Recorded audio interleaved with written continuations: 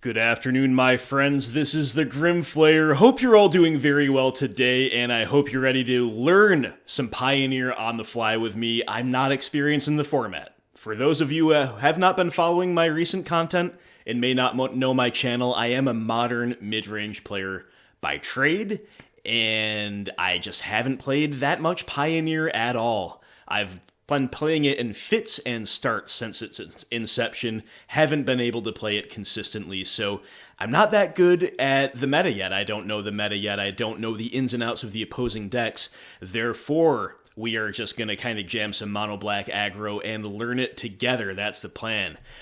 Pretty similar list to the one I showed you in my first impressions video. A couple changes of note are that I am splitting Gutterbones and Dread Wanderer now, because there appears to be no consensus on which one's better, so you might as well hedge against like a Legion's End or a similar effect. I don't know if we've changed much else. I think I'm up to 3 Duress down to 1 Davriel instead of 2-2. Pretty much about it. Maybe one or two other things. Oh, I've brought some Edict effects into the fold. Liliana's Triumph. I think one of those came at the expense of a second Liliana. And I can't remember exactly what the other changes were, but basically we are taking cues from other successful recent lists and also, indeed, from your feedback on the channel. So, yeah, guys, let's just get right into a league and see what happens. Learning together, learning on the fly, and hopefully having fun while doing so. I'm sure we will, right? I'm sure we will. As we are joining our first match, I would like to thank our 2 newest Patreon supporters. We have a new Inquisitor, whose name I'm certainly going to get wrong, Marcel Bratusa. Bratusa, I have no idea. I tried. Marcel, thank you so much. And also a new member of the Unearthed tier, Ken S. Thank you so much to you as well, Ken. And let's play. This hand's super awkward. It's high curve. It's actually really powerful, though, you know what I mean? Like, if we just draw one other land that's black, it's pretty good. I guess we keep it, but I'm really not sure. Pioneer feels a little more punishing for mulligans in some ways from my limited experience, just because I don't know, there seem to be kind of fewer decision points in the early turns to sculpt your hand in all these things, so I don't necessarily want to be at the mercy of anything beyond keeping a 7 and hoping it pans out if I can help it, right? The fact that they played something that dies to Fatal Push is very good. The fact that we haven't drawn the other land yet is very bad. So, a mixed bag, right? But we hit the 3rd land on curve and it's all going to be fine.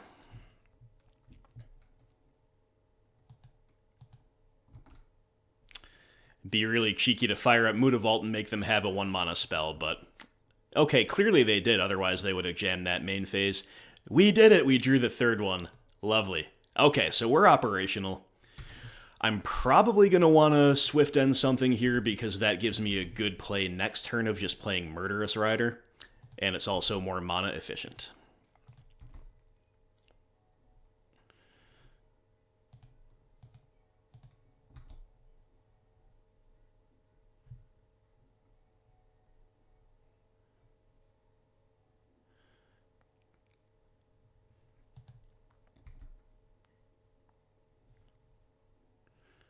Okay, they're targeting there.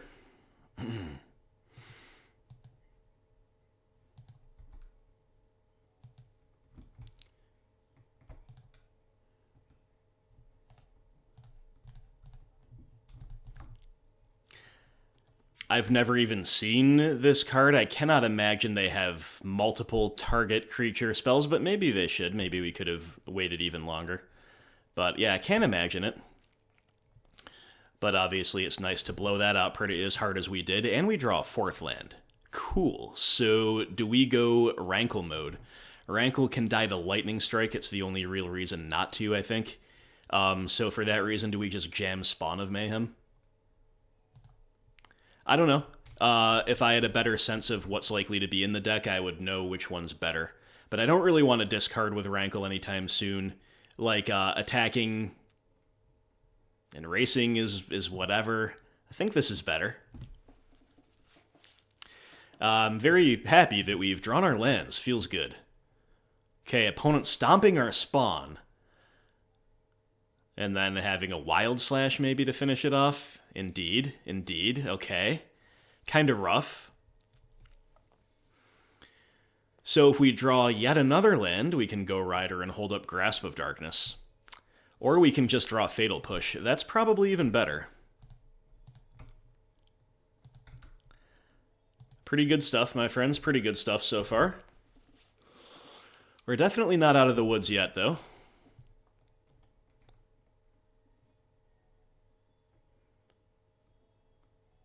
Okay, here comes that Bone Crusher.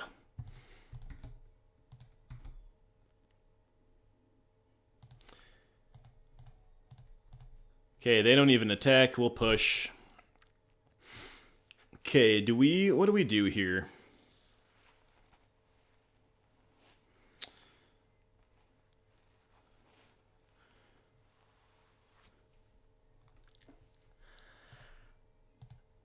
I guess it's a Grasp of Darkness.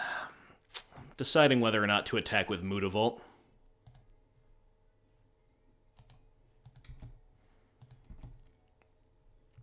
I think I will.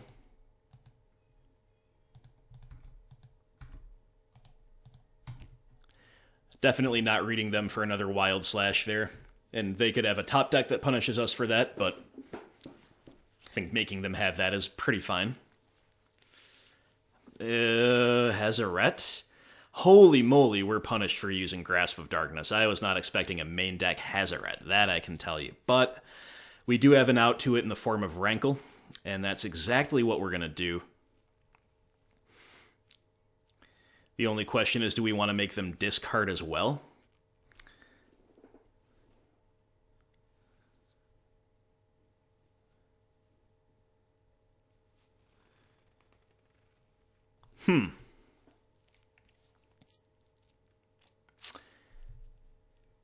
Yeah, I'm going to go with the discard mode. I think that's fine.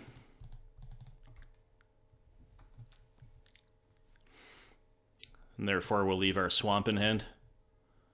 And they'll scoop to that. Beautiful. Okay, apparently that was good. Nothing like stumbling your way through a new format. Love it. Love it. I should be clear. I played the format right when it came out, but I played like 1 or 2 leagues with BG Rock and then didn't play for a couple weeks. And then I played again with BG Rock and then didn't play for a few weeks. And then I started dabbling with Seasons Past, played like a league and a bunch of practice games, and then didn't play for a month. And now I'm here. So that's my history in Pioneer. So we're against like a lower curve mono red deck. Yeah, I don't know if we're supposed to play all of our duresses, because of course you want to hit the threats. And they have some really good threats to take, like Bone Crusher Giant and Hazaret. But I think I want this life gain. I think I want Liliana's Triumph. I want Kalidas. And I could see Liliana the Last Hope. So we have up to 9 cards to bring in. I'm pretty confident in these 5. I actually think Rankle might be a little bit weaker than Spawn here, but maybe that's wrong. Maybe if we're cutting from the top end, we do shave a Spawn. Maybe even a Rankle too, but Spawn, his ping could hurt us in this matchup, I guess. Consider moving away from all Thought Seizes. Our main deck removal seems good. Wanderer or Gutter Bones? I guess we shave Gutter Bones because we're more likely to be defensive this game. But again, Coke or Pepsi, you know? So those are 8 potential cuts. I think Liliana might be reasonable here. But then again, I can really see playing without her. So why don't we try out our duresses? Try cutting like all but 1 Thoughtseize. Or maybe we just have to cut all of our Thoughtseizes. We could go like this. How does this look? We're very low curve. I suppose that's where we want to be. I don't know. Why are you asking me? Why do you ask me these things? I have no idea. We'll give this a shot.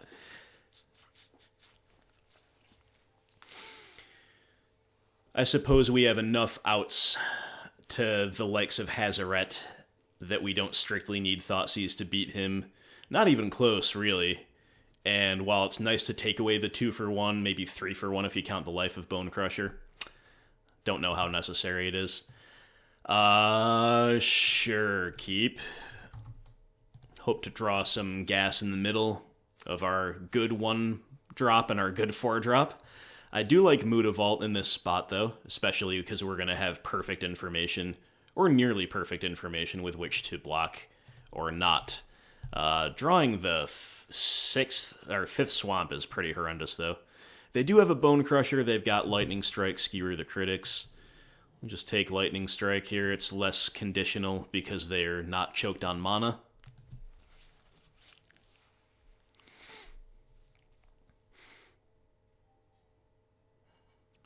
Okay, so they're just going to stomp us here.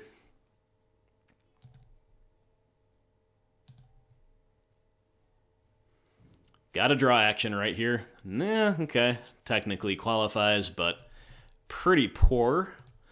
There are some progressions, I suppose, with which we'd want to slow roll him a little bit, like either play him turn 1 or like turn 4. Probably not anywhere in between, but don't have that luxury right now. They're skewering the board. Hey, you know what? That's something. And they continue to not play Mutavault, which I think is good for us. Okay, Dread Wanderer. Yes, it is action. I think we're going to play, and I also think we're going to attack with the vaults. If we had a different top end besides Rankle, it would be kind of interesting to maybe consider leaving it back as a blocker. Maybe it not being that much of a disaster if they kill it, but it's a disaster if they kill it, right? Because we're just marching up to our 4-drop if we can. Okay, Bone Crusher, Giants the play. So we get to go on the Rankle plan. We're going to get good sack value and good discard value. Oh my god, but our draws have been not where we want to be, right? Still could very easily lose this game. But if they don't have an out to Rankle,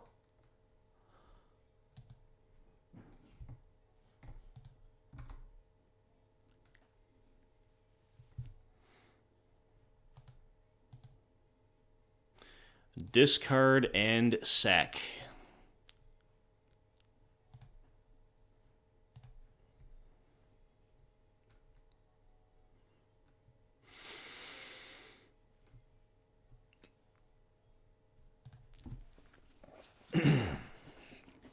All right.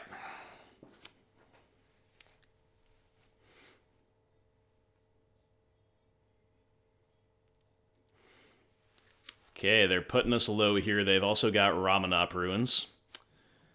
We got a Ruins out of their hand, but they had another one. Probably seems like they just have another land in hand. We have Bloodsoaked Champion. That's kind of good. In fact, that's pretty exciting. That's pretty exciting. We could, again, still very easily die. Ooh, and maybe we're just dead on board. Because these things are not able to block. Yes, I suppose we actually are dead on board if we attack. Because they're going to sack Mutavault. And if we assume... Well, let's think about this. We assume they have a land in hand. We do get the land out of their hand when we tick up with Rankle.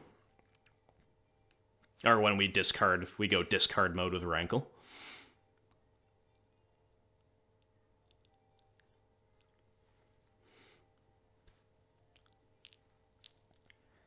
But then we're dead to a lot of their top decks, including just a land. But you know what? There's just like, if we stay back and block with Rankle, is that really getting us anywhere? So I'm going to attack and sack and all the rest. Interesting spot. One that is maybe a little bit too challenging for my current level of expertise, but we'll take our line as we see it. Oh, they have action in hand? They're wild slashing us. Okay.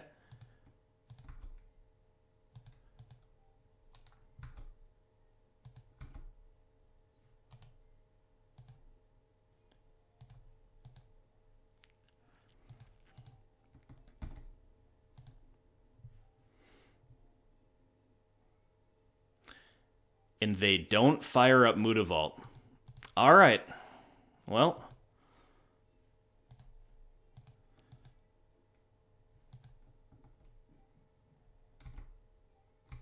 Have we played a land? Yes, we have. All right. Don't think opponent has been taking the best lines here, as far as I can tell, but I could be missing something. Let's draw something really good. Let's draw Shadow Spear. Liliana's Triumph. Yeah, it's reasonable. So, play this land. We've got 6 lands. We cannot raid back Wanderer and hold up Triumph and activate Mutavault. So I guess we're just putting this thing... Well, let's attack first.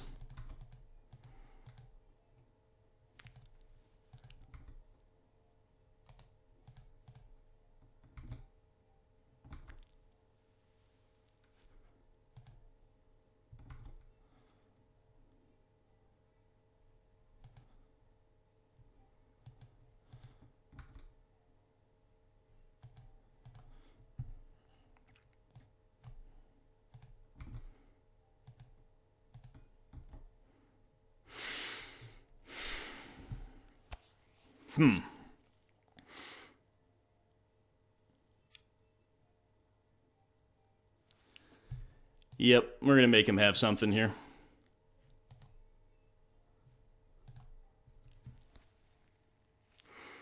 Can't quite hold up both Mutavault and Triumph. But I don't think they have like a haste threat that also is lethal on its own. But I could be wrong. So if they just go to attacks with Mutavault after drawing, I think we are supposed to Triumph Mutavault because that plays around them having like removal. But if they just drew Burn, then obviously we're just dead. Bomat Courier. Okay, that's actually pretty terrifying.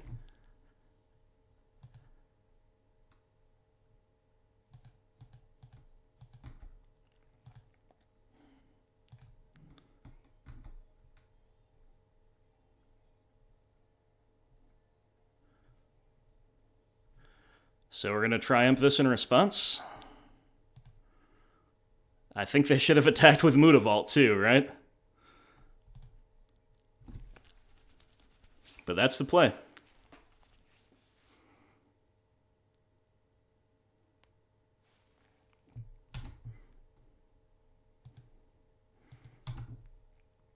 Okay, so we're going to be dead to burn. But we're hopefully giving ourselves the best chance here. Okay, now what? They get 1 card. And they have 1 mana, and that's the game. Nice, nice. Okay, so obviously, I never know if I played that perfectly when I'm live recording and commentating. And obviously, I'm a little bit new to the format. But I want to say our opponent left a few lines on the table there. I'm not complaining, though, and I might not be seeing the full picture, so you let me know, my friends, what you saw, as always. But that was a nice, sketchy 2-0 to start things out. My keep in Game 2 might have been very loose. I don't know. I just don't have a good feel on the format yet. But it got us there, just barely, though. Just barely. Feels good, though. Really like this deck. Like it a lot. And at least, you know, even though I don't know the ins and outs of a red deck win style deck like we played, at least I obviously know what they're all about. Hopefully we don't run into anything too convoluted that I just have no idea what they're up to, right? But so far, so good. And here we go into round 2.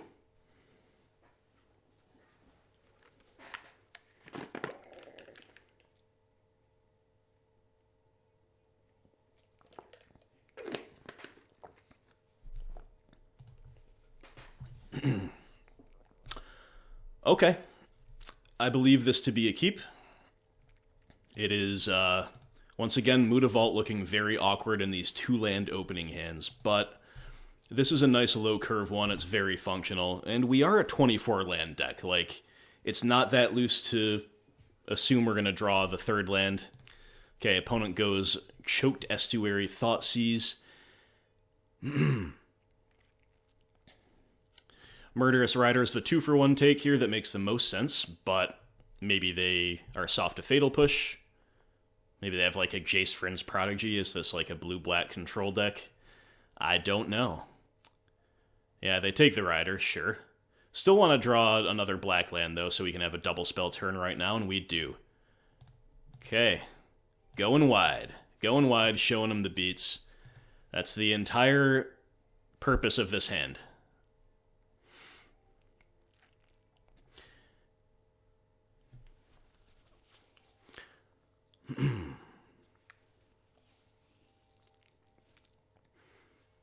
Okay, they play Drowned Catacomb and they will pass. So we're just going to fire up Knight of the Ebon Legion here.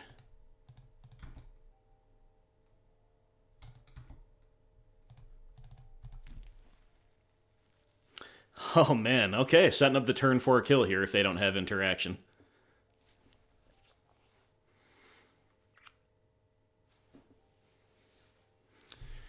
There's the island we knew about, the new Theros full art. Cycling Fetid Pools and Conceding. Yep, that'll do it. You know, your casual turn 4 Pioneer kill. Just turning 1-drop sideways. Oh boy. Yeah, you see how this deck operates on all kinds of axes. I guess we're against blue-black control. That is my guess. So, things to consider, I suppose, again, with the caveat that my knowledge is limited, would be over here. I think I definitely want the hand disruption, so we're definitely playing Davriel and Duress. I can see playing these cards. Harvester, because it plays around sweepers. Leyline of the Void, because I'm sure they have some dig through time and whatever else. And Liliana, because she's a planeswalker, and because they're trying to kill our stuff, we can buy it back. We can present a win condition. I just don't know, like, you guys tell me, I'd love to know this.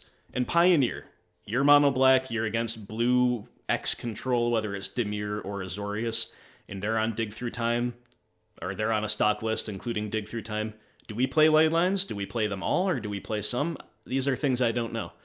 So anyway, you know, and you could see maybe looking at some of the other removal in case they have top-end stuff that's hard to answer. But I might be siding out most of my removal as it is, just because we're going to leave in Murderous Rider to kill that stuff. And maybe that's going to be sufficient. So what do we want to do? I guess let's try to side out all non-rider removal. Keep our threat count high. Maybe play without Harvester for now, till we see a little bit more. That leaves us room for 3 ley lines and no Liliana. How do we like that? I think 3 ley lines a fine number, because I don't really know how many I should be on. I think I'm also going to cut 1 Knight of the Ebon Legion in favor of Liliana, the Last Hope, because the value game, I mean, it makes sense to play the value game. Maybe we could cut a Spawn of Mayhem, too.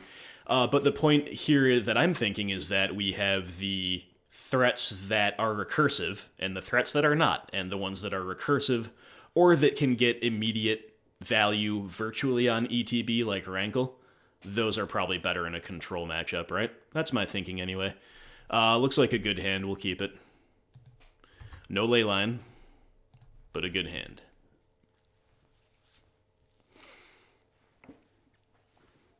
And I think we want Blood-Soaked Champion here, showing him the beats before we feel priced into the duress.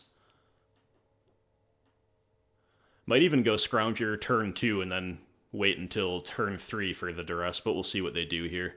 Thassa's Oracle. Okay. ETB,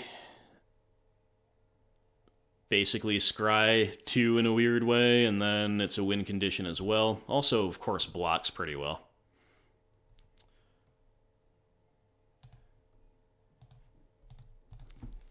Kind of annoying.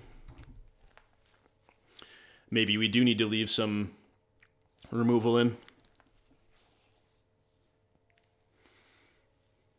Some more removal, I should say. And being on the play here, or being on the draw, it's pretty awkward because, like, if I was on the play and they did this, I'd just go Swift End attack. But now I don't want to spend a card Swift Ending them and then they sweep the board. So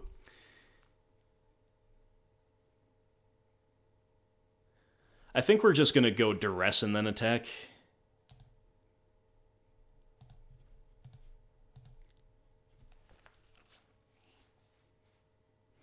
So we can always bring back the Blood-Soaked Champion here if they just block. If they trade with a Scrounger, that's pretty fine with us overall.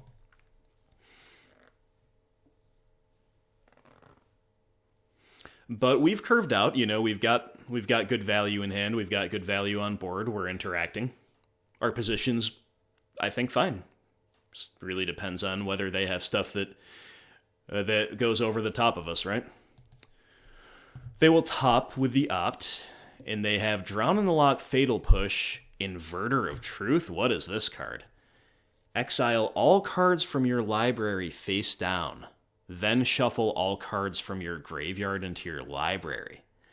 So they're going to try to win with Thassa's Oracle here. And this 6/6 guy? Holy crap. Alright, well, we need to take Drown in the Lock, because we need to resolve removal, I guess. Drown is kind of dead right now, but still.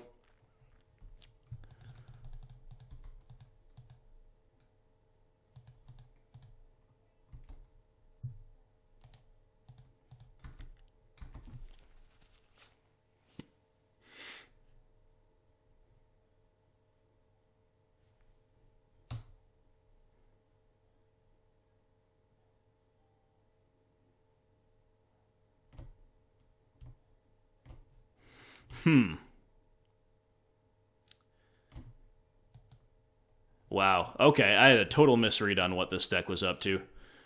And, like, even attacking there actually is kind of bad, right?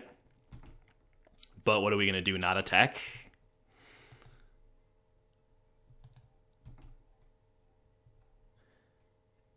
Because, of course, they get to buy Thassa's Oracle back now, put it back in the deck. And we don't even have Thought Seizes to draw.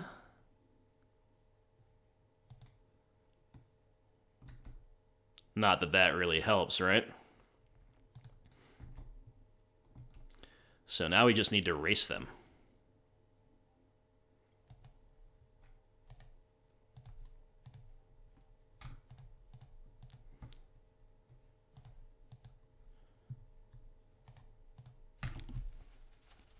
Which, admittedly, Blood-Soaked Champion was a very good draw to facilitate that. They played, what, last turn? Was it Swamp? So they still have a Fatal Push. They drew an Island. So their hand is Push Fabled Passage. So we're just going to play Spawn of Mayhem this turn.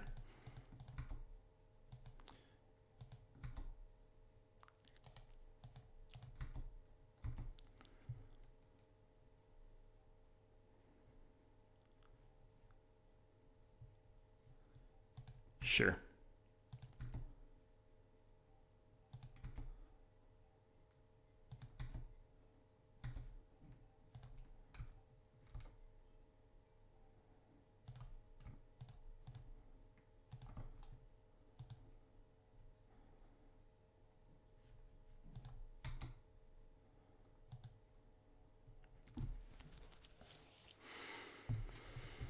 All right, so we're certainly not, well, I mean, we're against a controlling blue-black deck, but...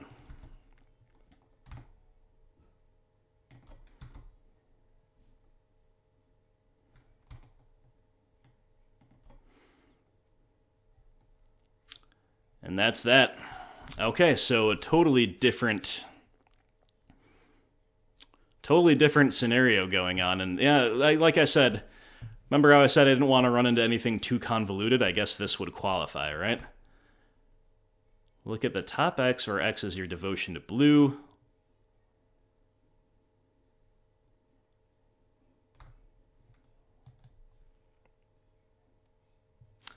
All right. Cool.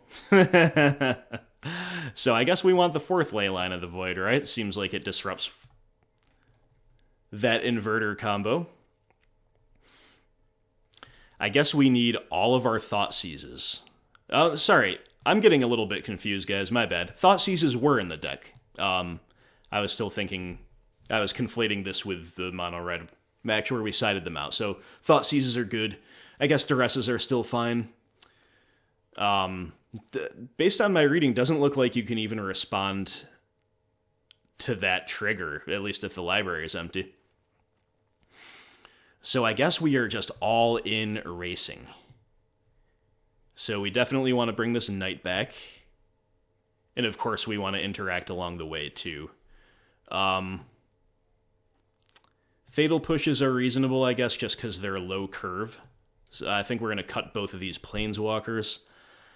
And otherwise, I suppose it's pretty fine. But I don't know. I don't know if we're supposed to, like, mulligan to leyline or what. I don't know if they have, like, a value plan B that's reasonable. I mean, that inverter is just a 6/6 for 4. It's pretty good.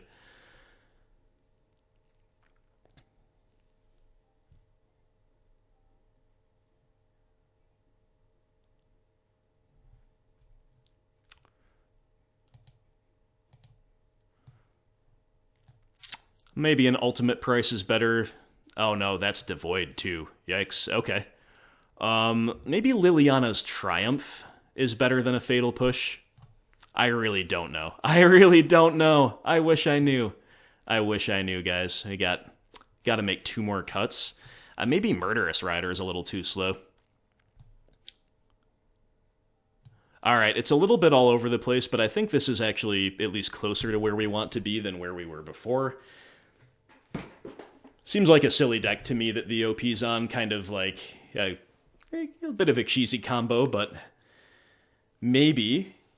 Yeah, I have no problem with combo decks per se, right? Maybe it's just very good. Again, why are you asking me? I don't know. We're just learning the meta and having fun. So let's play. This does not have leyline, but it's a really good racing hand, and it's got Thoughtseize, so I guess we keep. I mean, it's not really, really good, but it's solid. If they have a handful of removal and the combo, obviously we're in some trouble. But we're going to certainly make him have it with a hand like this.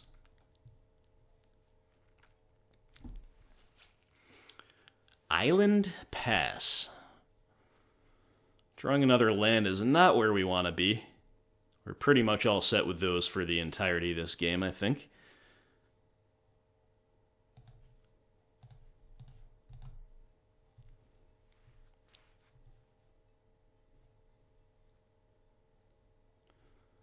Okay, opponent opting in response to the Thoughtseize. Interesting. Okay, they have an ultimate price. They have a Thoughtseize, so we definitely leave that. They have Lily the Last Hope, too, and Thassa's Oracle. That's a tough nut to crack. It's a real tough nut to crack. Think we kind of want to take the ultimate price.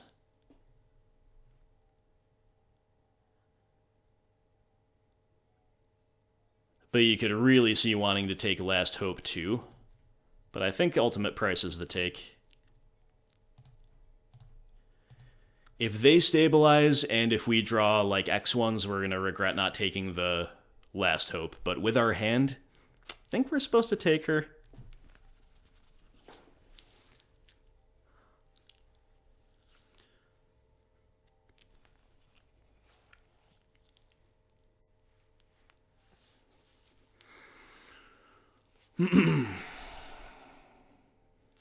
Really hope they thought seize us this turn. Yep. Okay, beautiful. Beautiful. Advancing our clock, kind of time walking themselves. Not that that was the wrong play. It makes total sense for them to thought seize there. And we cannot stop drawing lands. That is so savage. That is so bad. But at least it was another Mutavault. That could matter.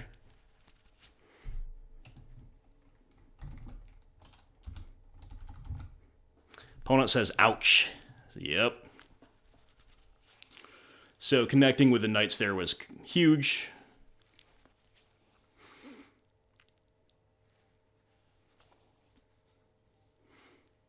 And we're just like in game one, we're kind of aggro mode here. They go last hope to slow us down, makes sense.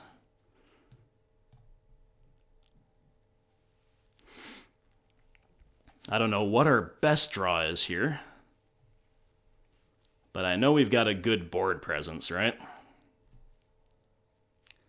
Holy moly, I know what it's not is another land. The millionth land. So, I think we're supposed to ignore the Liliana here because she shrinks us by 2 per turn, but we're going to get 2 more counters on here if we just attack the opponent. So that's a wash. And of course, we're going to do 5 damage to them, which is very good.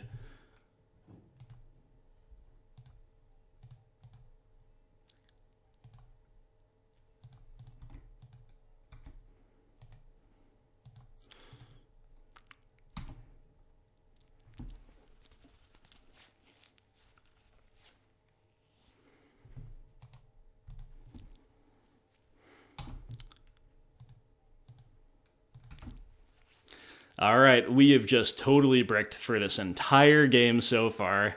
It still might be good enough, though, guys. It still might be good enough. We'll have to see what they do. We'll have to see what they've got.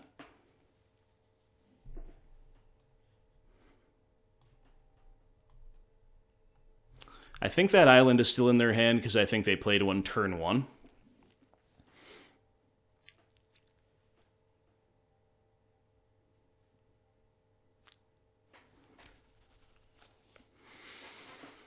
Opponent tanking here, you know, it would be kind of funny is if they have another Thoughtseize and they're considering whether or not to use it.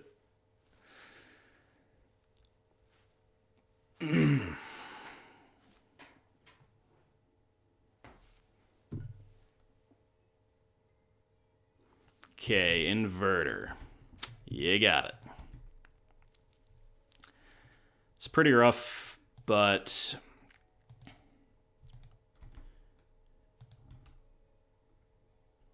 Spawn of Mayhem.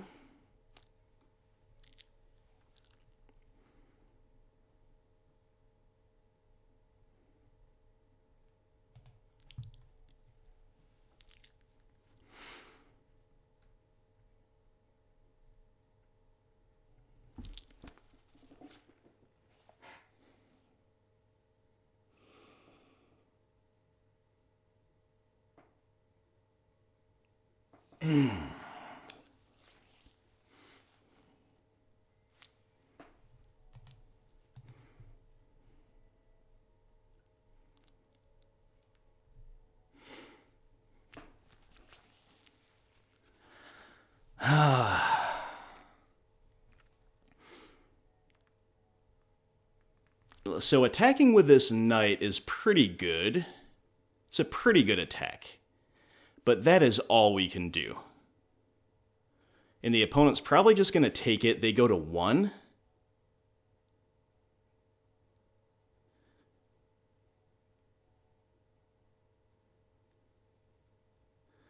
We can also fire up a Mutavault, send everything in. Or we could just play Spawn of Mayhem. I really don't know that there is much of a difference.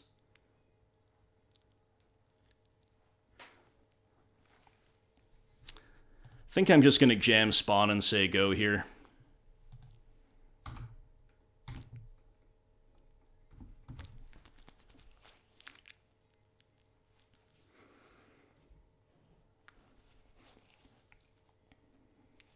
Because Thassa's Oracle's a reasonable blocker next turn if that's what they end up really having to do. Oh no. Oh no. Thoughtseize, opt, death. Alright, did we, like... Oh, they mill with Liliana. I missed that. What a tilt. What a tilt. Yeah, they mill with Liliana. Okay. Okay, well, whatever. I really wish I didn't play this deck on camera for the first time ever. That was just insane. Maybe we have to kill the Liliana there. I frankly have no idea. Now I know. Now I know a little bit more. Maybe should have been able to see that, but like, kind of figuring things out as we go, so... that sucks, guys. My bad. Sorry if I let us down there. Either way, it was really close. And either way, we've got a pretty fine keep here. We will keep it. That deck seems no fun to play against, personally, but that was my first time out, so I'll reserve any further judgment than that. I have no problem with combo decks, but the sort of combo decks that... I don't know how to explain it. Uh-oh, I'm seeing another blue Theros Island. It better not be the same deck again. At least we'll be a little bit better prepared for it this time, right? Oh, let's take him to Beattown. Blood-soaked champion, go. Castle Vantress, we didn't see that last time.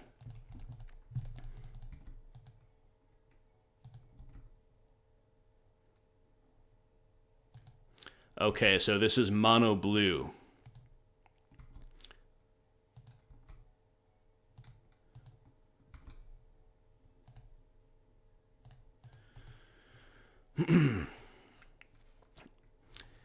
I think this is a matchup where we want some interaction, and we drew it with Thoughtseize. Cool.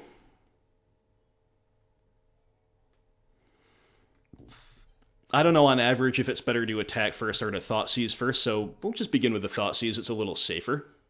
Gives us more options as well. Another Merfolk Trickster, sure.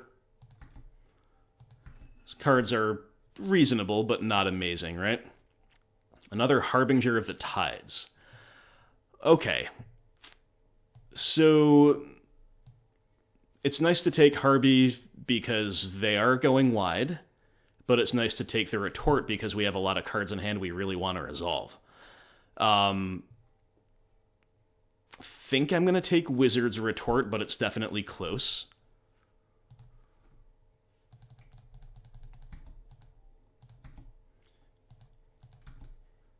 And I think if we can resolve our top-end stuff, we can win this race.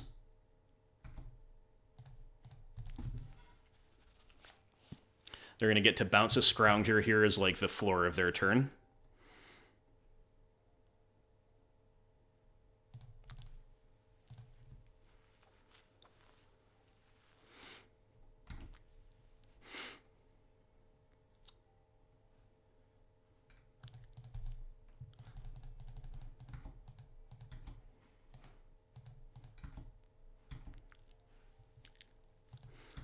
Okay, no blocks. So opponent's at 13.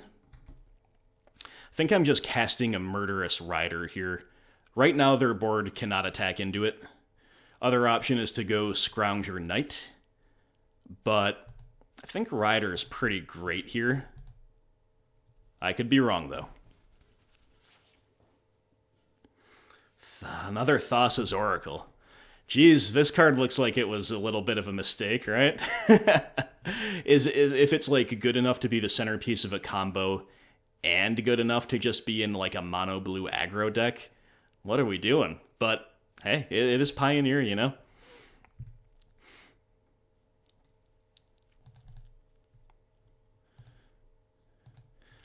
Okay, I'm turning everything sideways here.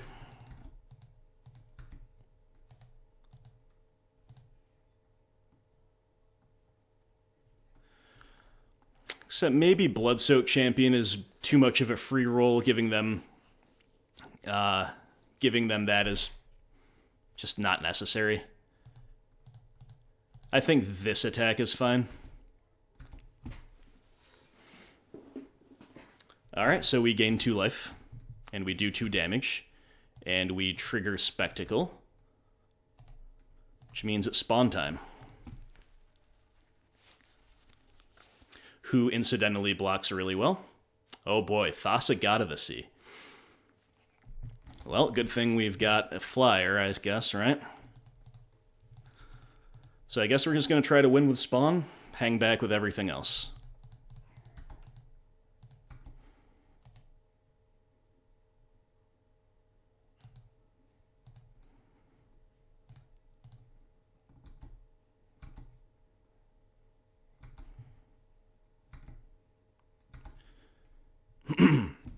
So we're definitely... Ooh, we could just play another Murderous Rider. Is that our best play?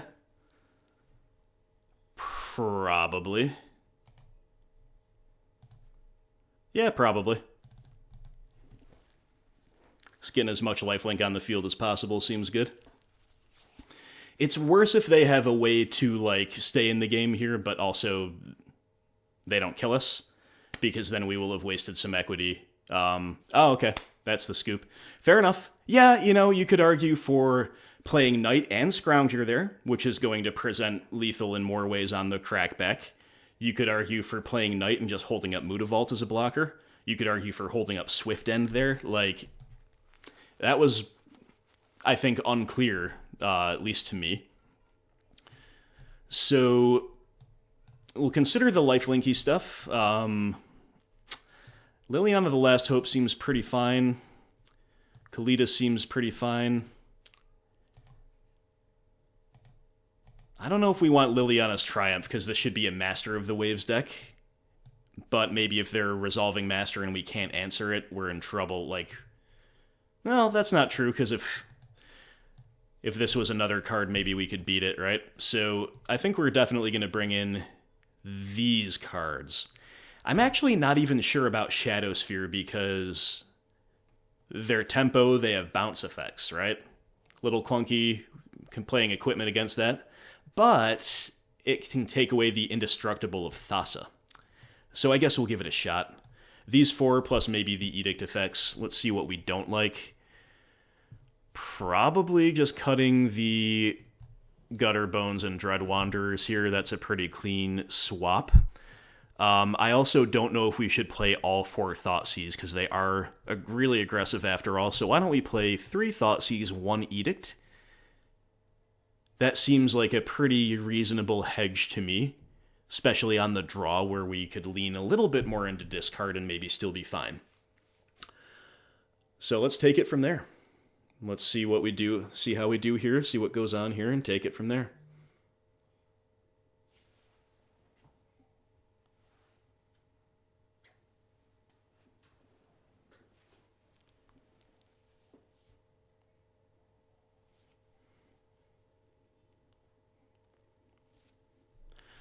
Yeah. We've got the Edict effect nice and early, which is probably where we want it. You can also see it obviously being good against... not even really against Thassa, right? Because by definition, if she's a creature, she also has a wide board around her. So, scratch what I was about to say.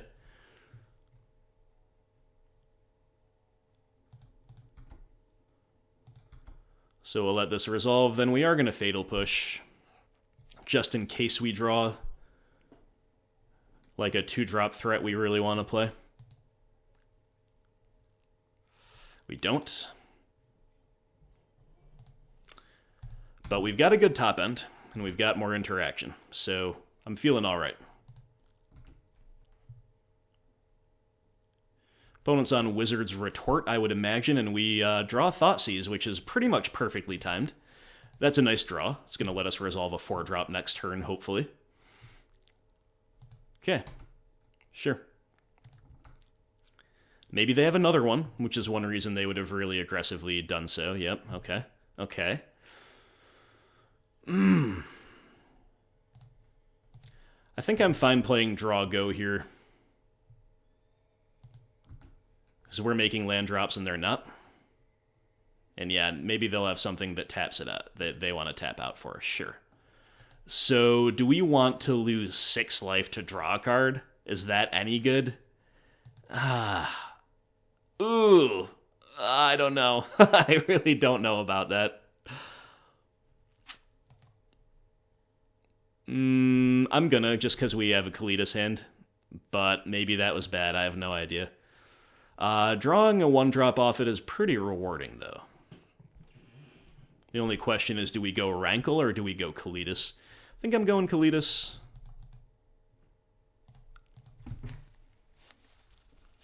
It's a pretty good turn 5 right there, having kept their board clear until now.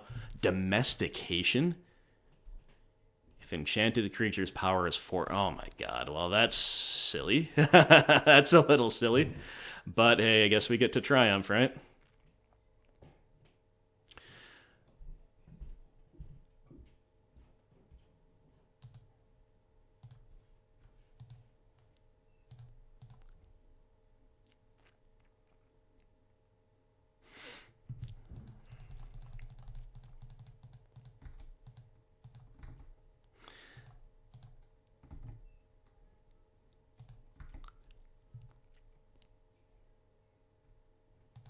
Alright, they do not throw out the block, which is pretty good.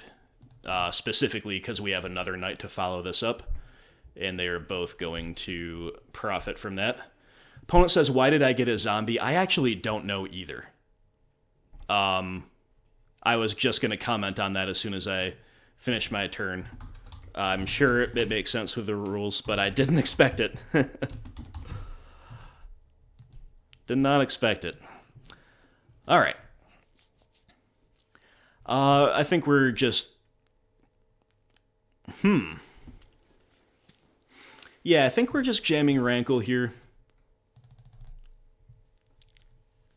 They might have permission, but I think honestly if they have permission this turn, that's pretty fine. Yeah, sure.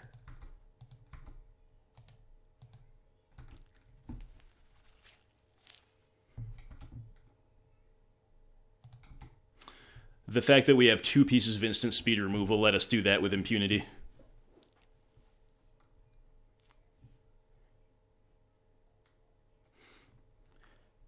Yeah, so domestication, you control enchanted creature.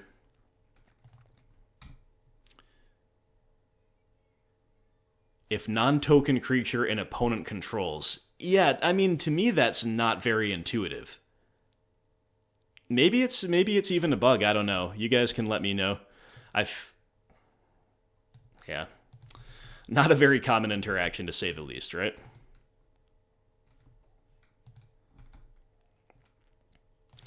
I have to say another Knight of the Ebon Legion's probably a pretty good draw here. 1, 2, 3, 4, 5, 6. So we can activate once, play a knight, and hold up 1 piece of removal.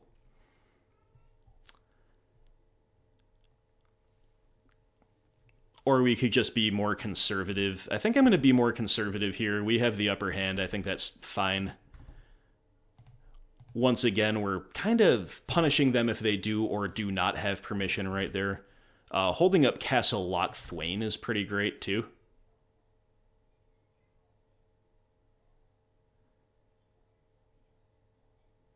Opponent's got an end-step play of Thassa, God of the Sea. Which is fine. Our knights are huge. Our knights are huge.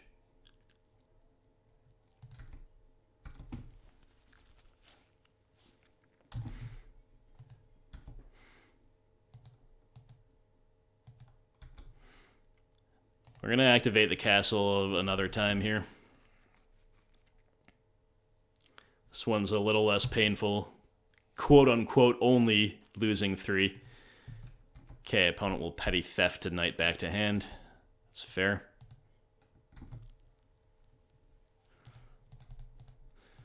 I like the draw of Fatal Push, too. So we're swinging in for 5 here. Okay, Merfolk Trickster.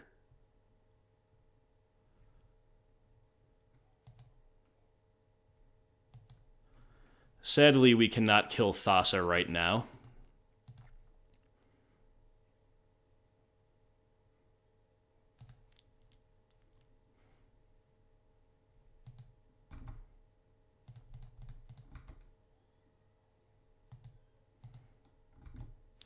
Just going to hit for 2 and go wide and hold up 1 piece of removal.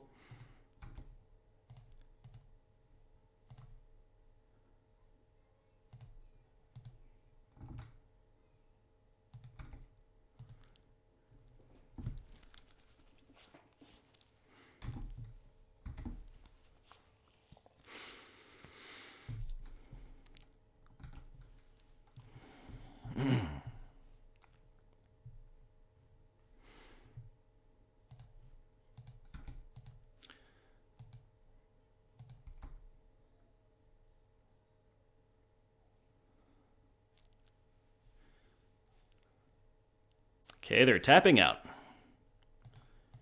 For Gadwick the Wizened.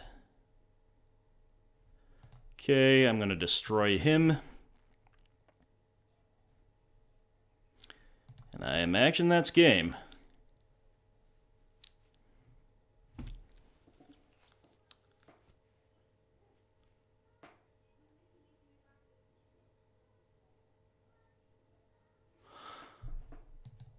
Okay.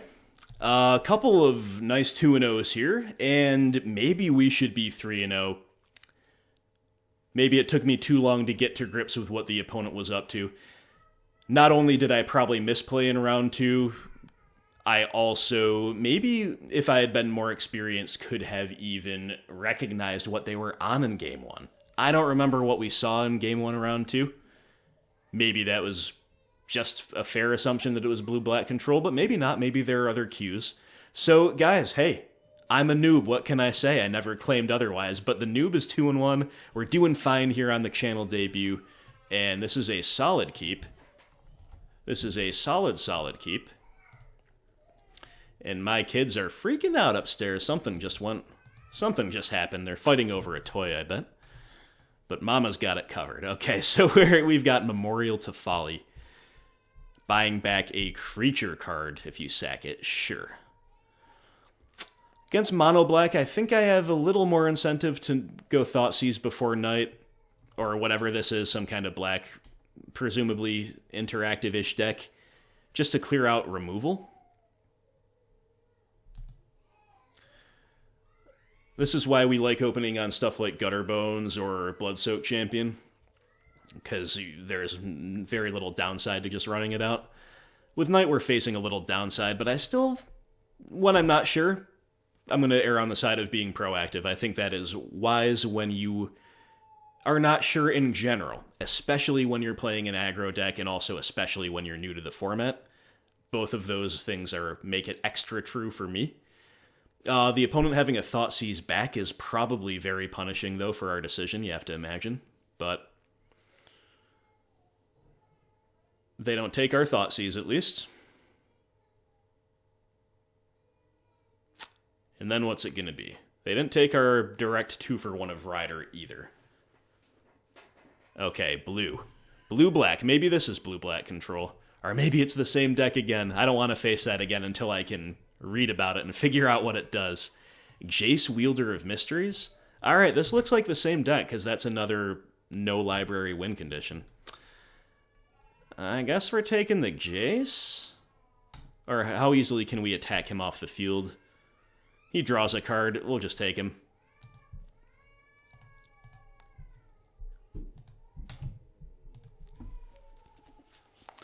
I suppose it's probably pretty nice to have 2 kill spells in hand, in case they draw their whatever guy, I don't remember the name, Inverter, is that it? Opponent will cycle Fetid Pools, play a Watery Grave, maybe untapped so they can opt, but they decide to go tapped. Sure. Alright, well, you know, we're not twiddling our thumbs exactly, because even though we have nothing better to do, we can still pump the knight, which is awesome. So we've got him on a 2-turn clock from here.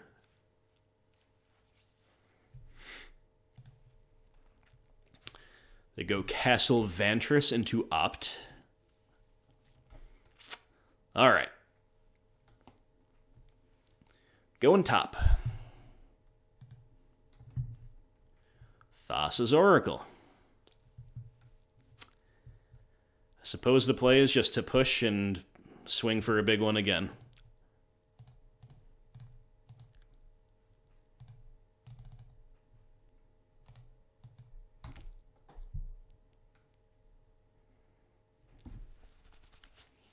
Knight of the Ebon Legion. Such a cool card. Okay, opponent at 4.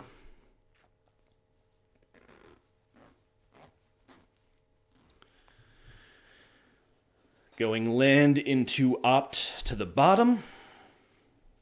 Into Scoop. No Scoop. Alright. Well, let's just swing and see what they found.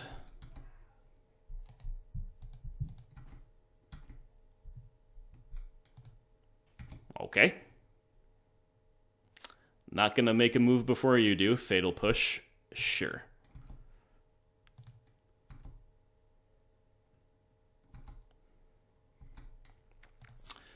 Play another champion, say go.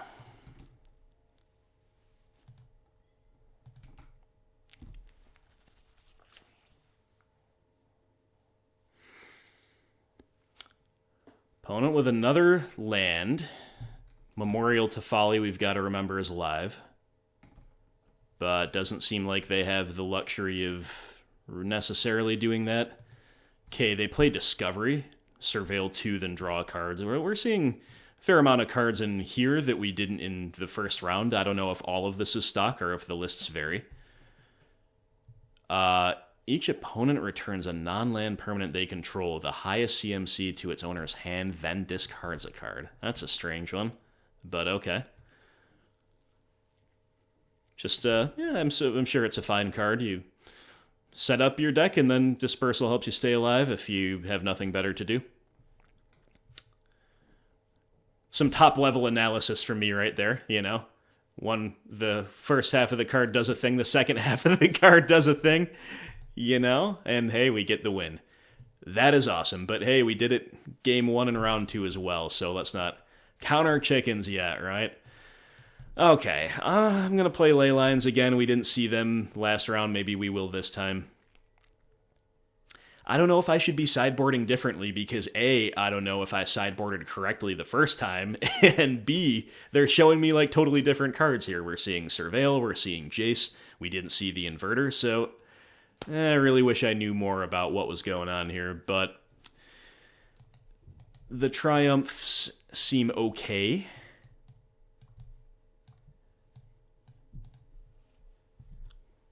I think we're going to cut Grasp of Darkness and Ultimate Price. Just lean on, like, I guess Push is, like, a probably better removal overall than those things. And we're just going race mode. We want probably all the hand disruption. I don't know if we want Davriel, though. Davriel disrupts the hand and races, though. But, like, what else are we supposed to cut? I think we cut, like, a rider or two back last time out.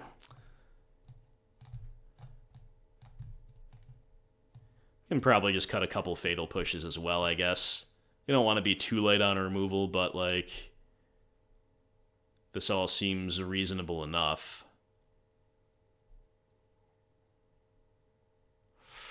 Yeah, I don't know if I should be playing these Ley Lines. I don't know if we're supposed to just, like, disrupt and race heavily without worrying about their graveyard. But it seems like it does a fair amount. Between the Inverter combo, them not being able to do it unless they already have it lined up, like Inverter into Thassa that turn, I guess. Is that how that would work? And also, they've got Surveil. Who knows what else they play? Maybe this deck plays some Dig Through Time. Probably not. Once again, no leyline. Not much of a clock either, but it's a functional hand with duress. And removal. I think we keep.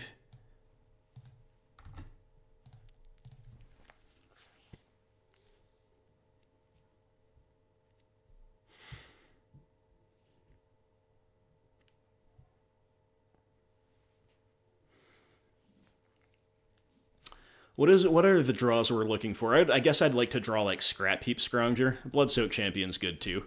Definitely good here. I was thinking Duress this turn, Scrap Heap the next, but this might even be better. Draw another 1-drop, it's definitely better.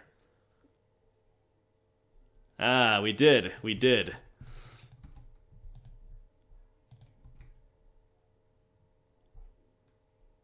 Yeah, Leyline hurts Memorial to Folly as well.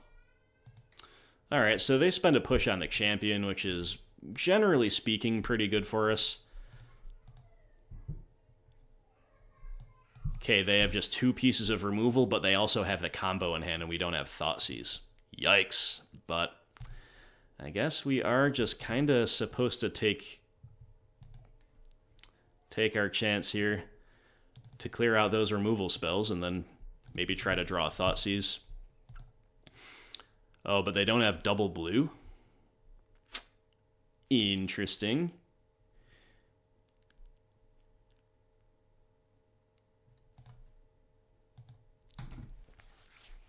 I guess we just have to say go here. Maybe they get stuck for a while. Okay, with an opt, probably not, but you never know. They bottom, but they find the land afterwards. Okay.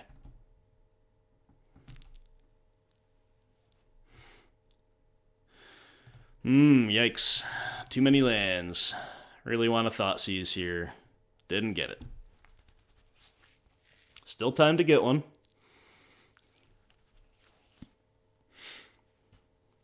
Two unknowns in OP's hand.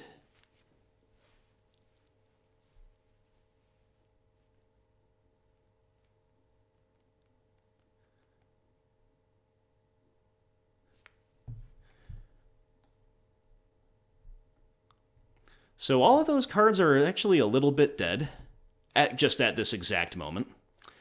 But we just simply cannot draw anything. Pretty horrendous stuff, my friends. Guess we just kind of have to Swift End and race, but boy oh boy are we not favored.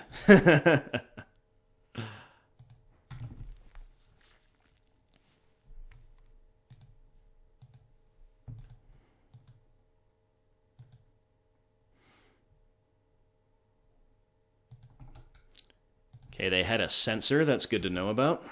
So that's very bad for us, though, them cycling through the deck.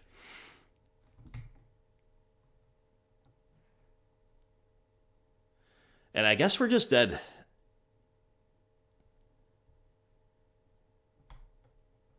I thought we'd maybe have one turn, but oh wow, they're playing it safe. Or maybe I'm misunderstanding what's going on. Okay, let's try to draw a Thoughtseize. Should have played a land first, but that doesn't matter, and we draw the Thoughtseize. All right.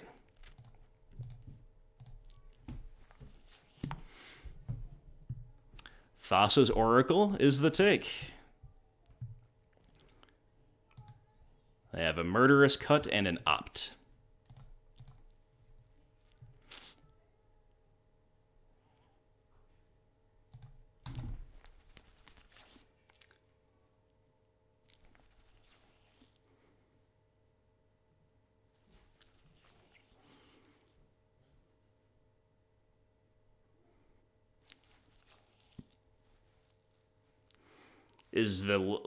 They have 2 cards in their library? Is one of them... Oh, Memorial to Folly. I did forget about that. Okay. Yep. Yeah, just really resilient combo, looks like. So I guess Thoughtseize was not indeed what we needed. Sure. Yeah, I mean, we need Leylines, I guess. We're supposed to aggressively mull to Leyline. I wish I knew. But more accurately, I wish I was just on my debut league for the channel, not playing this unintuitive deck. But that's okay.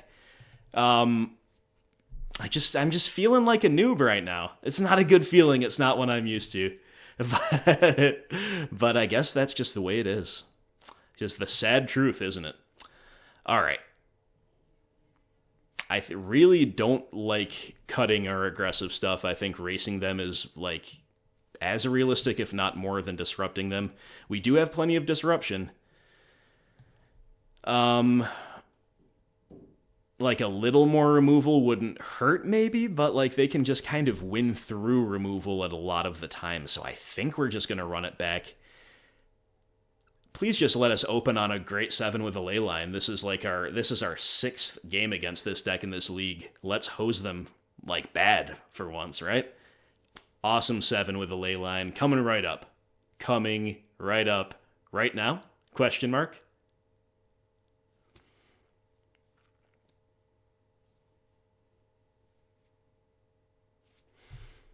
I will play first.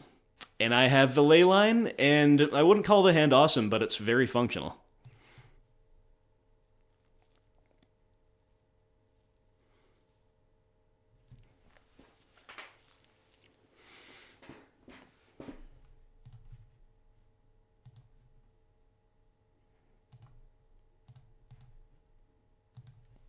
All right, let's see how far this gets us. We got to gas out too, but all right, we're going to lead on one Duress, then maybe play Mutavault, or maybe just play the other one. They have a 2-lander with a ton of removal.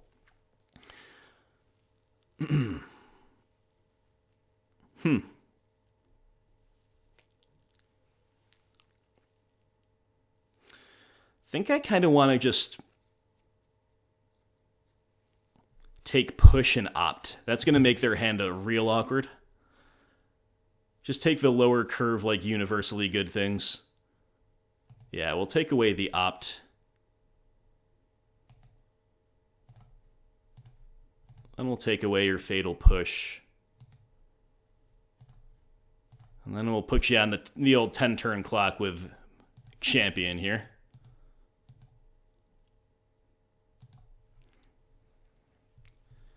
Another champion. Cool.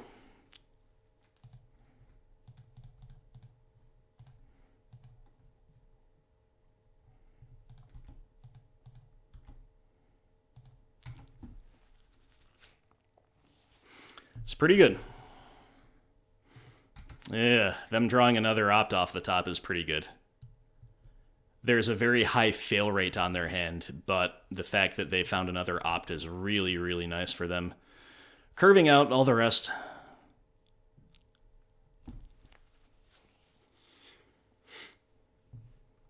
So, Discovery, okay. So it's kind of a cantrip.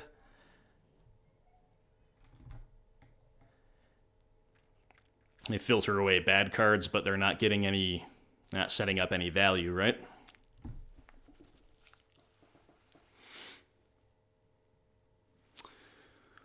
I do not think we would be beating this hand at all without Leyline, but as it is, I don't know. They bury an opt and a push. They play a Memorial to Folly. All right. Whatever you say, my friend, whatever you say. I was going to say, let's draw like Rankle, Spawn, something. So would we rather hit for 2 or draw a card? I think we're going to draw a card. We have already seen 2 fatal pushes. Like, it's not like it's hyper risky to attack with a Mutavault going forward simply because we're afraid of fatal push. Also, we might just struggle to beat a lot. I don't know if they have a value plan B. The fact that we are saying go here and not attacking means they might be more likely to fire off discard, which we want them to do. So there's a lot of reasons to do this. We'll see how it goes. Finally, we still have a 2-turn clock. Even without this, even without having attacked with Vault last turn. They've got Languish, sure.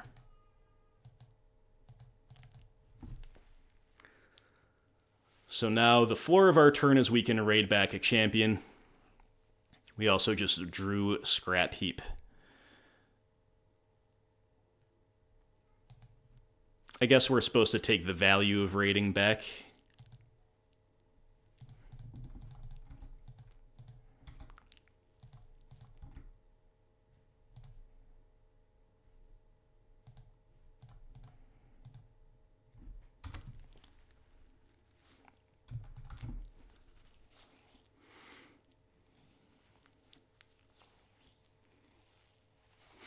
This is pretty tense.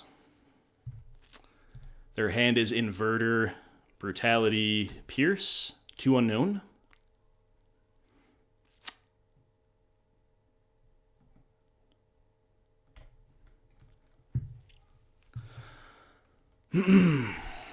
All right.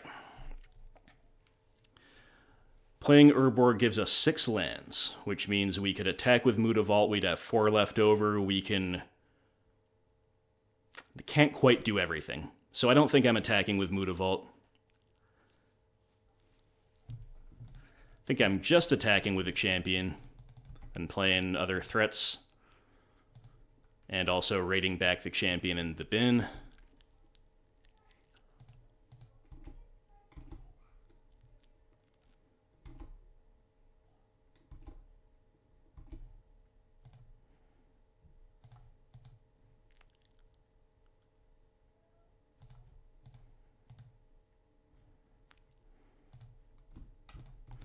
Okay, so we want to fade another sweeper for sure, but even that we can come back from. It's just buying them more time.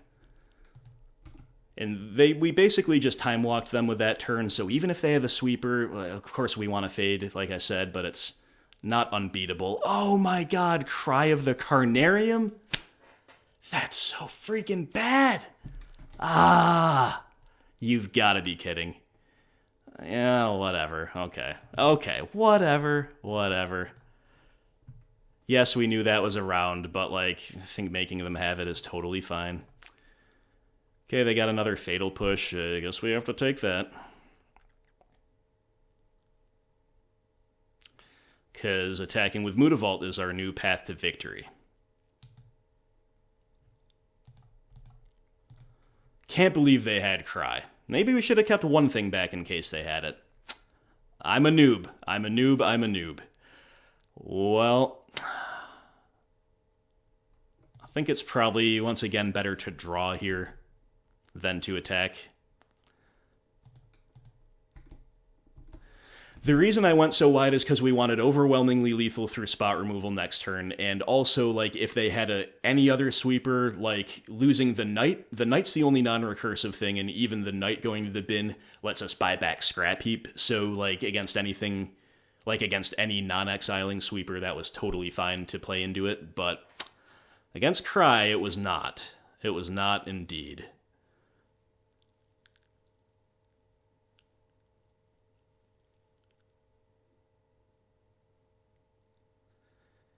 Okay, we know their hand is just junk, but of course they instantly top deck the combo. That's so insane. Alright, so... yeah, okay. Oh my god. I'm not gonna lie, that's very tilting. We draw land. Please, please, please give us something we need here. Knight of the Ebon Legion.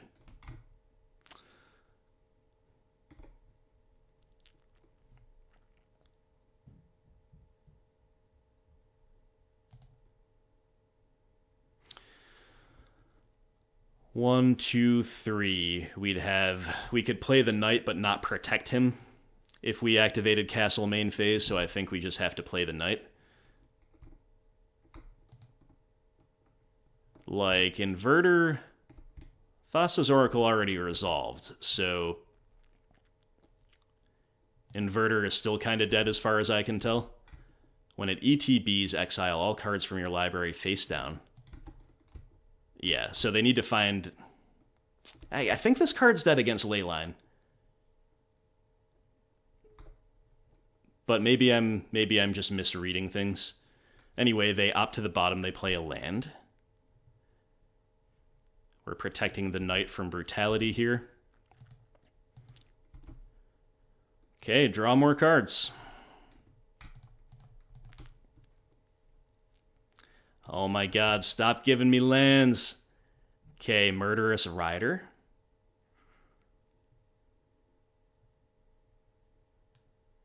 I guess that's where we'll begin.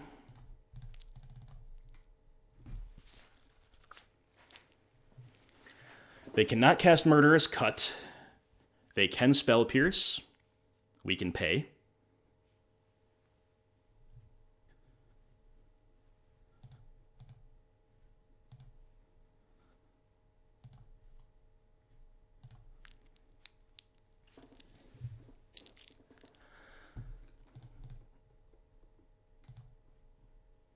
I think I'm just pumping here.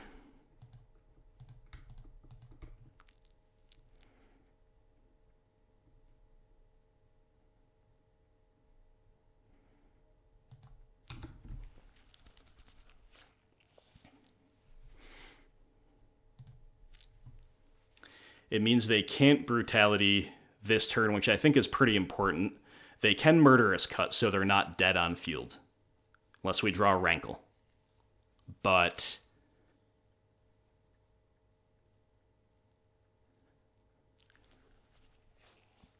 we're putting the screws to him. Thoughtseize. Yeah, sure. Fire it off, make them probably cut the knight here in response.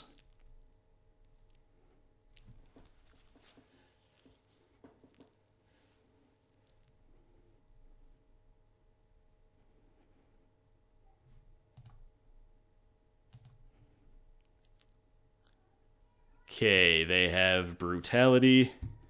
They have this cantrip. I don't think Brutality does anything to save them unless they draw something else good alongside it. So I guess we just take the cantrip.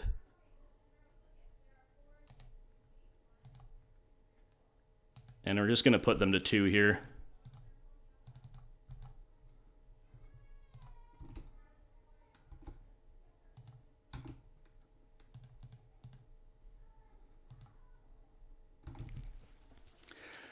Okay, well, I don't know what they can have, but I hope they don't have it. I hope they don't have it, right? This feels like it's been going on for a long time, this game. And maybe this league, but I don't know, maybe that's just wrong. It's because I'm so out of my depth. I'm so out of my depth that I can't have any sense of time anymore, all right? OP tanking, makes you a little nervous, right? Makes you a little nervous. Because if they didn't have a line, they'd just scoop already. Castle Lock Thwain does give us a lot of inevitability here, but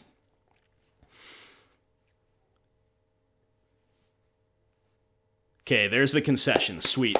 Guys, I have no idea if I deserve that win, but I think I definitely played better than the first time out against it. So when I said that we're learning on the fly, I wasn't kidding. I literally learned I learned a lot from round 2 to round 4 of this league. And we cashed it. We cashed the debut league with Mono Black and Pioneer. Love to see it. Let's play for that 4-1, guys. Let's get a nice, strong result on the debut. The one thing that I can tell you is that Leyline was very good there. But as always, I'll repeat myself here. I would love to hear your rundown of whatever that deck is, the Inverter of Truth Thassa's Oracle combo deck.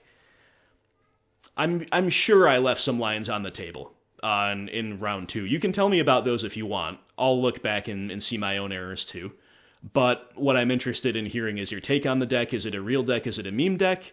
How to sideboard against it, all that type of thing, right? This is an extraordinarily powerful one-lander. It's got literal 5/1 drops and a 2-drop. It's got everything we need. Probably mull almost any one lander in a blind, but I think I might keep this. I think I'm feeling lucky. Keep. Some of you might be shaking your heads right now. Another punt from Grimflayer. Well, you're probably right, but we're going for it. If we draw a land right off the top, you know, then who's the genius, right?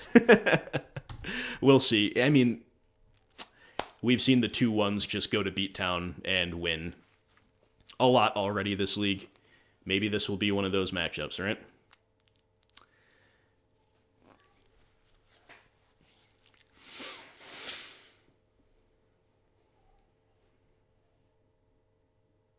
Blooming Marsh Thoughtseize. Okay, so we're against a rock deck of some kind. Who knows what kind? And we draw the land. We're so rewarded. We never, ever didn't have it, guys. I think it's probably better to go wide than it is to play the 2-drop. Lucky us. Lucky us. Hey, I'm the first one to admit it. That was lucky.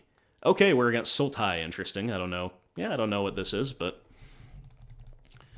let's attack.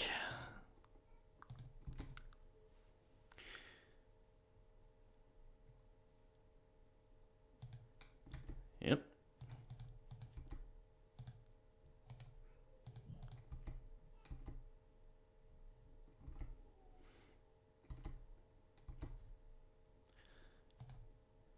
So we cannot quite live the value dream, but in a way this is just better anyway, I guess, because it's a faster clock. Is opponent just on Sultai control? Because so far we've seen Thoughtseize, Fatal Push, and Opt. Maybe. I have no idea. You know, the amount of times I've said I don't know, or I have no idea in this league, you guys can see why I want, like, a more proactive deck to learn the format with. Because I just haven't been able to play enough to, like, know the ins and outs and be really expert with another Thassa's Oracle. Really? Just get out of here, Thassa's Oracle. I don't want to see it anymore. Is this representative? Like, is this really what we're doing in this format right now? Is everybody's playing Thassa's Oracle decks?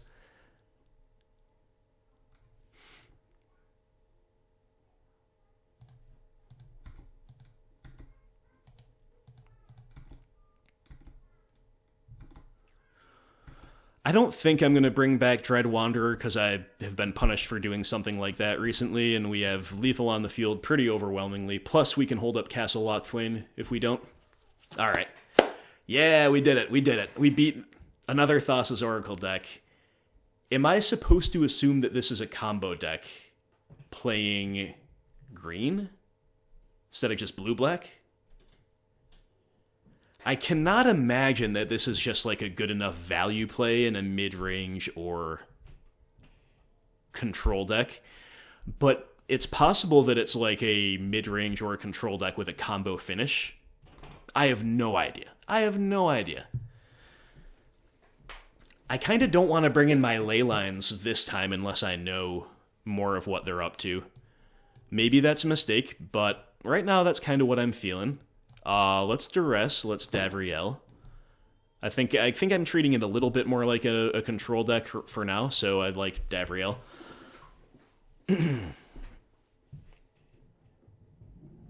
Yeah, I wish I knew.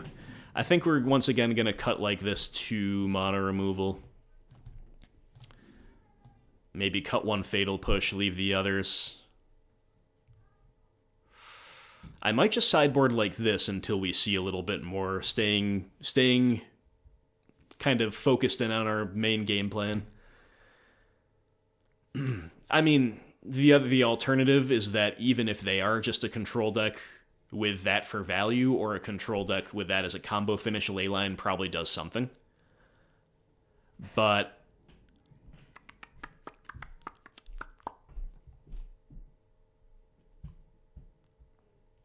you know what else does something is playing a bunch of threats and turning them sideways, so let's just submit.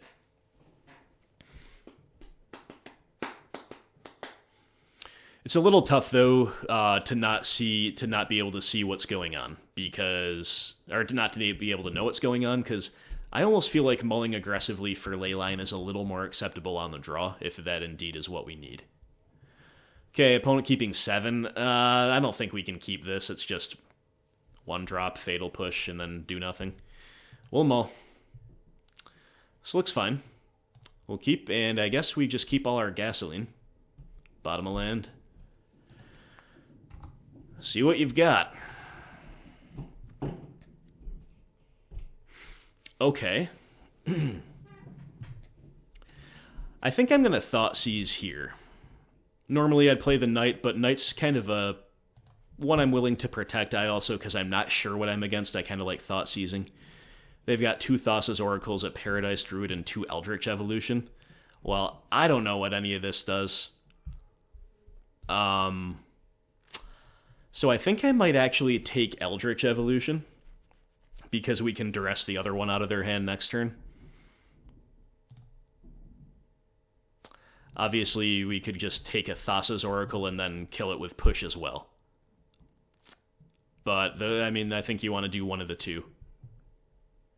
And we'll just see how it works out for us. Yeah, so clearly this is a entirely third archetype that does not... Or that does, rather, use Thassa's Oracle. Pretty crazy. Okay, I'm just getting my beater down. You're going to be able to block it pretty well with a variety of things until we are able to sink mana into it, but that's where we're at. Maybe Thassa's Oracle is just OP.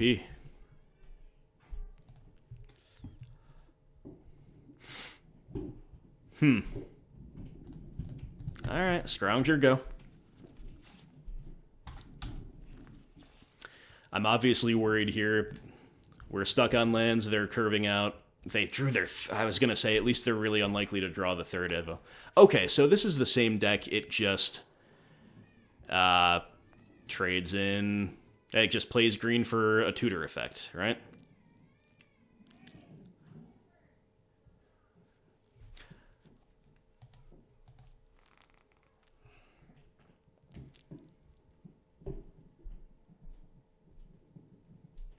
There's just a Paradise Druid in their hand.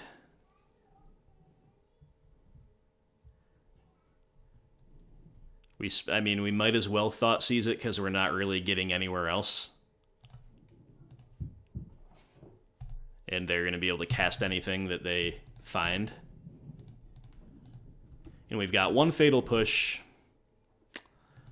for a Thassa's Oracle, but it's just not going to be enough. We just don't have the ability to clock them. Okay, they'll Evo that away.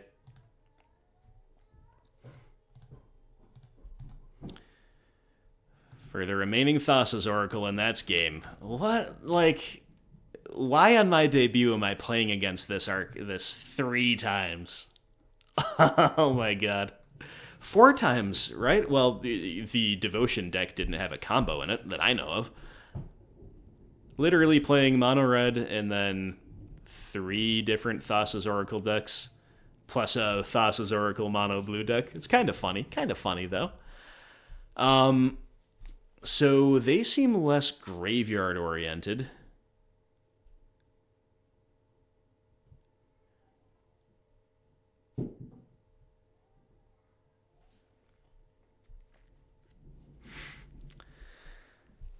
But do we still want Leyline? I don't know.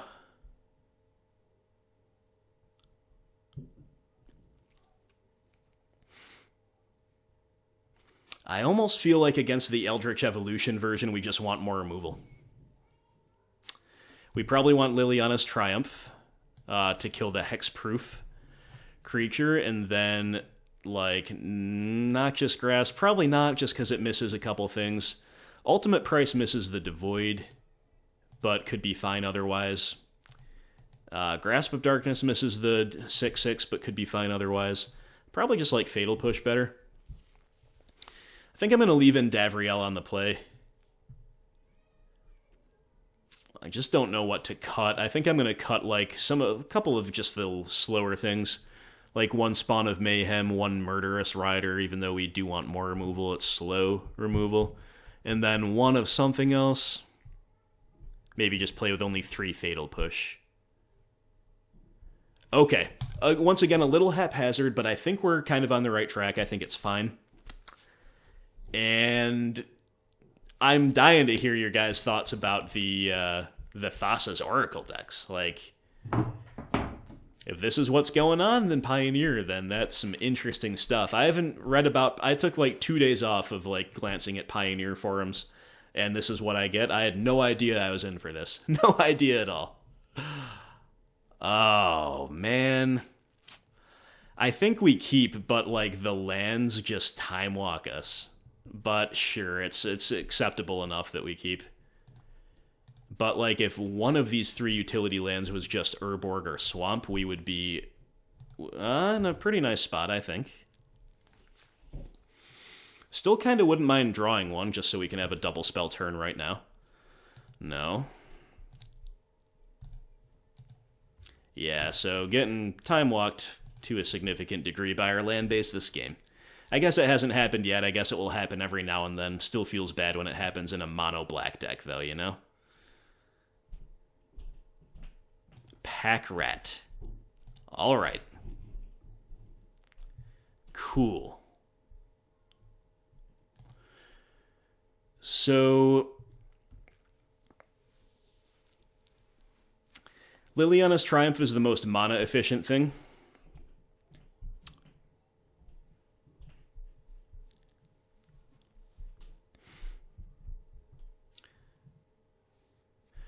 I guess we can Duress first. Or can we? Maybe we're supposed to just kill your thing and go wide and then Duress next turn. In that case, we do probably want to Triumph. But if they have like a Paradise Druid in hand, we might regret it. Yeah, I think we're going for a little bit of a higher upside, higher risk play.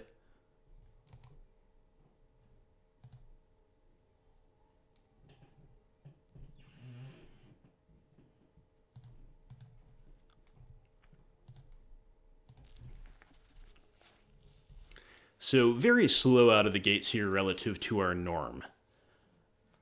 I hope we win the game anyway, obviously, but if it ends up being close, like if they end up comboing off when we have them on the ropes, we could probably look back at our lands and blame them. Or maybe blame me for not mulling to a more explosive hand, I don't know. Alright, so they got a hexproof threat, so we are definitely punished, but drawing a Thoughtseize is probably pretty good here. Let's begin with that. Maybe following up with a Duress. Okay. Sylvan Caryatid number 2 and 3, so we're just never winning through those. Inverter of Truth. Hostage Taker. Oh, yeah.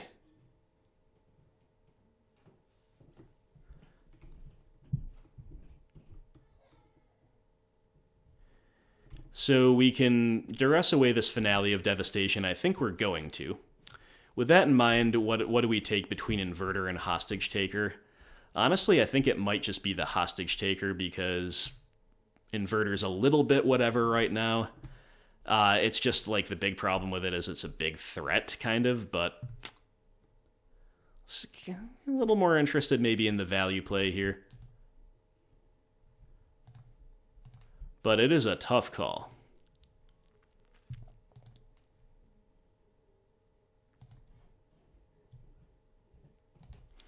Hope I'm animating the right Mutavault here.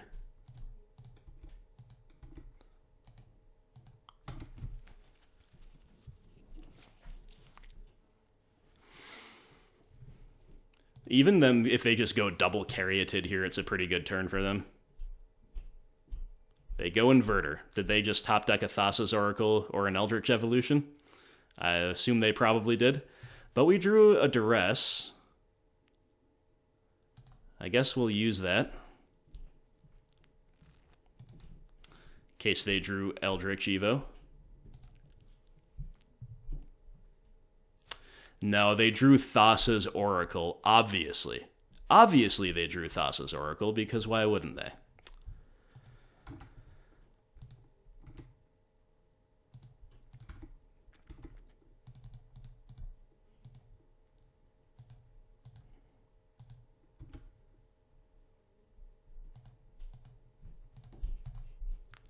So now we push.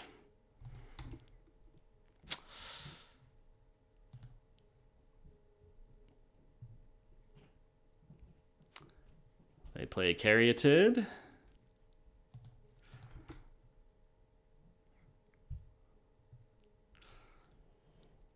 What are their last 2 cards in their library?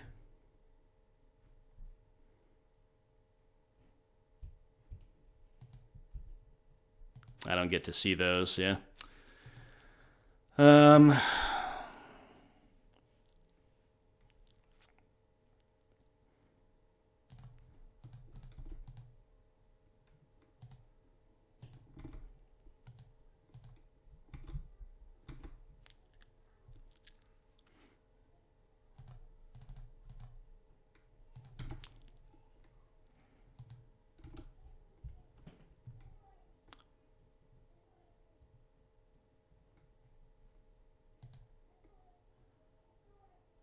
Finale of Devastation. Yeah, that's right. Okay. Library and or graveyard. Pretty good. Pretty good.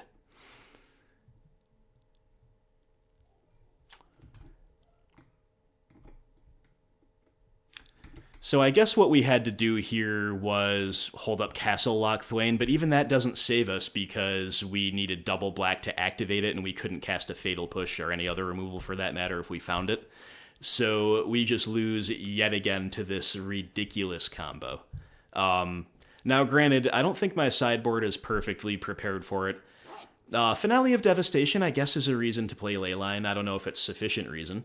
That was a mess, guys. That was a mess of a league. I hope you enjoyed it. But, like, really? Really? That's what I have to play my first time out? With this deck, what are we doing here? What are you doing to me? You're making me look bad. But we still got the 3-2. Mono black aggro seems to kind of have the tools to compete. It doesn't feel like a good matchup to me per se, but I also think our opponents have just literally top decked the combo a lot. Like, more than you would possibly imagine, right? To be average anyway. I understand the deck has some consistency tools, but like, for example, in that last game, yeah, they literally just, we disrupted, then they instantly top deck Thassa's Oracle. What are you going to do? So I don't know if we should be, like, loading down for Bear with regards to our sideboard. I don't know. Grafdigger's Cage seems interesting against the Eldritch Evolution, but obviously that's not exactly a free roll in our deck by far, so it might be that we just have to lean on Leylines and Hand Disruption and Aggression. It might be that there's some other stuff we should be doing. I don't know. We kind of faced 3 different variants of it. A little bit all over the place here, and I am as far from an expert as you can get. So there you go, guys. I'm going to upload this, and I'm probably going to get roasted in the comments. Whatever. I'm learning, and that was a bit silly playing that 3 times. But again, we get a good positive result on the channel debut of this league. And I don't know, maybe that combo is just going to take over Pioneer, or maybe we had a really unusual league in terms of our pairings. But you know, that's the type of thing we play Pioneer to escape from, right? That's at least my perspective. So we'll see how that goes in the format, and you can let me know your thoughts on the deck as a whole. Otherwise, I would like to say, let me pull up my notifications here one more time. I would like to say another thank you to Marcel Bratusha. I'm sure that was even worse than my first attempt, but we got Marcel thanked as a new Inquisitor, and Ken S., whose name I'm pretty sure I got right, as a member of the Unearthed tier. Thanks so much, guys. I gotta tell you, like, our deck felt great today. Our deck was fun to use, but the decks that we faced didn't really make me want to play more Pioneer. If I'm gonna face decks like that, I'd rather just do it in Modern, where I have really powerful disruptive tools, and I know exactly what they're up to, the ins and outs of their deck. But again, maybe this was not representative, so we'll keep playing some Pioneer, and I will look forward to seeing your take on those Thassa's Oracle decks in the comments below. Stay tuned to the channel. We'll go back to Modern next, Mono Red Prowess, and BGX Midrange, as always, guys. Thank you very much for watching, and I will talk to you soon. Hope everybody out there has a wonderful day.